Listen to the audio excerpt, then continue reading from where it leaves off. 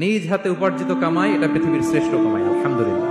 পরিশ্রমের মাধ্যমে যে উপার্জন, এটাকে ইসলাম আমাদেরকে উৎসাহিত করে। শুধু নামাজ, রোজা, জিকির এগুলো নিয়ে ইসলাম আমাদেরকে পড়ে থাকতে বলেনি। কোরআনিক অর্ডার হচ্ছে আপনার নামাজ শেষ, আপনি বেরিয়ে পড়বেন, কাজে বেরিয়ে যাবেন। ফাইদা কুদিয়াতিস সালাতু ফান্তাশিরু ফিল আরদি ওয়াবতাগু মিন ফাদলিল্লাহ। বিধানটা কার বলুন? আওয়াজ করে বলুন, বিধানটা কার? এটা কোরআনিক ভার্ডিক্ট, কোরআনের বিধান। নামাজ শেষ, গোল হয়ে বসে জিকির করতে বলা নাই আল্লাহ। আল্লাহ বলেছে ফান্তাশিরু ফিল আরদ ওয়াবতাগু মিন ফাদলিল্লাহ, জমিনে ছড়িয়ে পড়ো, আল্লাহর রিজিক তালাশ করো। নামাজ শেষ, বেরিয়ে যাবেন। কৃষক চলে যাবে মাঠে,